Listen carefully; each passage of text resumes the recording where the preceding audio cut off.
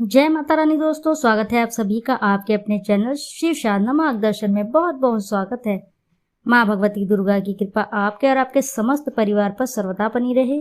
नवरात्रि का यह पर्व माँ दुर्गा की पूजा उपासना का पर्व है। इस काल में ब्रह्मांड के सारे ग्रह एक साथ एकत्रित होकर सक्रिय हो जाते हैं और इसका जो दुष्प्रभाव सभी जीवों पर पड़ता है उससे बचने के लिए नवरात्रि में माँ दुर्गा की पूजा की जाती है। माता के 9 अलग अलग स्वरूपों का पूजन किया जाता है। दोस्तों, यह पर्व इस साल 9 अप्रैल 2024 से शुरू होकर 17 अप्रैल को इसकी समाप्ति होगी। महानवमी का पर्व मनाया जाएगा। शास्त्रों के अनुसार नवरात्रि के दिन में माता रानी का पूजन करने से देवी भक्तों को अभय वरदान प्रदान करती हैं। सच्चे और एकाग्र भक्तों को कष्टों का निवारण शीघ्र ही करती हैं। माँ की उपासना से विनम्रता का विकास होता है। सभी कष्ट, दुख, दरिद्रता दूर हो जाते हैं। नवरात्रि में माता रानी का पूजन और व्रत रखा जाता है, लेकिन नवरात्रि के दौरान सबसे ज्यादा महत्व होता है कन्या पूजन का माना जाता है। माता रानी व्रत और पूजन से इतनी प्रसन्न नहीं होती जितना कि कन्या पूजन से होती हैं। नवरात्रि में छोटी छोटी कन्याओं को माता रानी का स्वरूप माना जाता है। कन्याओं को भोग लगाया जाता है, बदले में आशीर्वाद मांगा जाता है। कन्याओं को प्रसन्न करने के लिए उपहार दिए जाते हैं। माना जाता है कन्याओं यदि कोई भेंट दी जाए तो वह उसे स्वीकार कर ले तो इसका मतलब है कि माता रानी ने वह भेंट स्वीकार कर ली है। जिन पर कन्या प्रसन्न होती है, माना जाता है उन्हें माता रानी का आशीर्वाद मिल गया और माता रानी की कृपा से उन्हें मुंह मांगा वरदान प्राप्त हो जाता है। नवरात्रि में 2 वर्ष से 10 वर्ष तक की कन्या का पूजन होना चाहिए। अष्टमी अथवा नवमी को कन्याओं के पैर धोकर भोजन कराना और सामर्थ्य के अनुसार दान देना सबसे श्रेष्ठ है। 2 वर्ष की कन्या को कुमारी कहा जाता है। इसके पूजन से दुख और दरिद्र दूर होता है। 3 वर्ष की कन्या को त्रिमूर्ति कहा जाता है और इनके पूजन से सुख समृद्धि आती है। 4 वर्ष की कन्या को कल्याणी कहा जाता है। इनके पूजन से भक्त का कल्याण होता है। 5 वर्ष की कन्या को रोहिणी कहा जाता है। इनके पूजन से रोग से मुक्ति मिलती है। 6 वर्ष की कन्या को काली का रूप माना जाता है। इनकी पूजा से विद्या, विजय और राज्य की प्राप्ति होती है। 7 वर्ष की कन्या को चंडिका माना जाता है। इनके पूजन से ऐश्वर्य की प्राप्ति होती है और 8 वर्ष की कन्या को श्यामभवी का रूप माना जाता है। इनके पूजन से वाद विवाद विजय मिलती है। 9 वर्ष की कन्या को दुर्गा का स्वरूप माना जाता है और इनके पूजन से शत्रुओं का नाश होता है। 10 वर्ष की कन्या को सुभद्रा कहा गया है। इनके पूजन से सभी मनोरथ पूर्ण हो जाते हैं। अगर इनका पूजन नवमी के दिन कोई भक्त करते हैं तो वह वैसी स्थिति में प्रसाद ग्रहण करते समय 2 से 10 वर्ष तक की आयु के बालक को भी प्रसाद ग्रहण कराना चाहिए। शास्त्रों में कहा गया है कि बगैर भैरव और हनुमान जी के पूजन के कन्या पूजन विशेष फल प्राप्त नहीं होता है।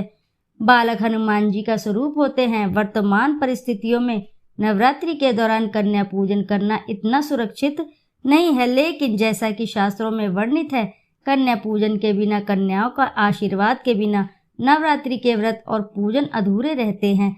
और आज इस वीडियो द्वारा मैं आपको ऐसी चीज आपको बताने जा रही हूँ जिससे आप नवरात्रि के दौरान किसी भी कन्या को दे देते हैं तो आपको माँ दुर्गा का आशीर्वाद प्राप्त होगा। माता रानी की कृपा से आपके जीवन में चली आ रही बड़ी से बड़ी परेशानी भी समाप्त हो जाएगी। घर में सुख समृद्धि आएगी, जीवन खुशहाल हो जाएगा। आगे बढ़ने से पहले दोस्तों, आपसे एक छोटी सी रिक्वेस्ट है, यदि वीडियो आपको अच्छी लगी है तो वीडियो ज़रूर लाइक करें और साथ ही चैनल को सब्सक्राइब करें और एक बार अपनी सच्ची श्रद्धा से कमेंट बॉक्स में जरूर लिख दें, जय माता भगवती दुर्गा की जय।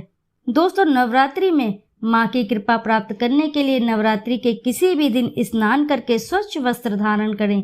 एक पानी वाला जटा वाला नारियल लेकर उसे पानी से अच्छे से साफ कर लें और एक थाली में रख लें। माता के सामने एक शुद्ध घी का दिया जलाएं। सुगंधित धूप बत्ती जलाएं। यदि आपने अखंड जोत जलाई रखी है तो अलग से दिया जलाने की आवश्यकता नहीं है। माता रानी को कुमकुम से तिलक करें, फलों की मिठाई का भोग लगाएं। फिर उसके बाद उसी कुमकुम से जटा वाले नारियल पर एक स्वास्तिक चिन्ह बनाएं। इस नारियल को माता रानी के चरणों में अर्पित कर दें। फिर भगवान श्री गणेश और नव दुर्गा को प्रणाम करें। आपकी जो भी समस्याएं हैं वह माता रानी के समक्ष रखें और उन समस्याओं को दूर करने की प्रार्थना करें और अपनी मनोकामना माता रानी से कहें। फिर आप माता रानी के इस मंत्र का जाप अवश्य करें, जो कि इस प्रकार है। ओम सर्व मंगल मांगल्ये शिवे सेवार्थ साधिके शरण्ये त्र्यंबकम गौरी नारायणे नमस्तुते। मंत्र को एक बार फिर से दोहराएं। ओम सर्व मंगल मांगल्ये शिवे सेवार्थ साधिके शरण्ये त्र्यंबकम गौरी नारायणे नमस्तुते। इस मंत्र का अभिप्राय है, सब प्रकार के शुभ करने वाली मांगल्य माता आप कल्याणकारी सब मनोरथों को पूरा करने वाली हैं। आप शरण ग्रहण करने योग्य और त्रिकालदर्शी तथा वर्तमान भूत एवं भविष्य को प्रत्यक्ष देखने वाली हो। हे नारायणी, आप सब में व्याप्त हैं, आपको नमस्कार है। इस मंत्र का जाप करने के बाद आप माता रानी के इस मंत्र का जाप 108 बार करें। मंत्र है ओम ऐं ह्रीं श्रीं चामुंडाय मुच्च। ओम ऐं ह्रीं क्लीं चामुंडाय मुच्च। यह माता रानी का नवाण मंत्र है। माँ दुर्गा दुखों का नाश करने वाली देवी हैं, इसलिए जब नवरात्रि में उनकी पूजा उपासना और श्रद्धा से की जाती है और उनकी नव शक्तियाँ जागृत होकर ग्रहों को नियंत्रित कर देती हैं, जिससे जीवों का कोई अनिष्ट नहीं हो पाता। माँ दुर्गा की इन नव शक्तियों को जागृत करने के लिए माँ दुर्गा के नवाकरण मंत्र का जाप किया जाता है। नव से अभिप्राय है 9, अरण से अर्थ है अक्षर होता है, अर्थात 9 अक्षरों वाला मंत्र है। नवरात्रि में समस्त भक्तों को इस मंत्र का जाप अवश्य ही करना चाहिए। इस मंत्र का जाप करने से माता रानी की कृपा से सभी कष्टों से छुटकारा मिलता है। मंत्र का जाप करने के पश्चात आप नारियल को अपने हाथों में उठाएं, नारियल को अपने मस्तक से लगाएं और माता रानी से हाथ जोड़कर प्रार्थना करें। हे माता रानी, इस कन्या को आपका रूप मानकर हम कन्या को यह नारियल अर्पित कर रहे हैं। आप कन्या रूप में हमारे द्वारा अर्पित किए गए इस श्रीफल को स्वीकार करें। अब इस श्रीफल को किसी भी कन्या को अर्पित कर दें। इस बात का ध्यान रखें कि यह नारियल आपका 10 वर्ष की कन्या तक को ही अर्पित करना है, क्योंकि 10 वर्ष तक की कन्या को ही माता रानी का स्वरूप माना जाता है। फिर कन्या के पैर छूकर उनसे आशीर्वाद अवश्य लें। मान्यता है कि नवरात्रि में कन्या को श्रीफल देने से आपको आपके अच्छे कर्मों का फल 10 गुना होकर वापस मिलता है, जो माँ लक्ष्मी को अति प्रिय है। कन्या को श्रीफल देने से घर में सुख समृद्धि आती है। नव दुर्गा की कृपा से बड़ी परेशानियां दूर हो जाती हैं, मनचाहा वरदान प्राप्त होता है। नवरात्रि में कन्या को श्रीफल देना बहुत ही अत्यधिक शुभ फल माना जाता है। मान्यता है कि कन्याओं के द्वारा ग्रहण किया गया श्रीफल सीधे माता रानी द्वारा स्वीकार कर लिया जाता है। इससे घर में संपन्नता बढ़ती है। माँ लक्ष्मी की कृपा से घर में धन धान्य के भंडार भरते हैं। हो सके तो आप श्रीफल के साथ कुछ रुपए भी आप कन्या को जरूर दें। नवरात्रि के दौरान कन्या को रुपया देना बहुत ही शुभ माना जाता है। ऐसा करने से माँ लक्ष्मी आप पर प्रसन्न होंगी और आपके घर धन धान्य से भंडार भर देती हैं।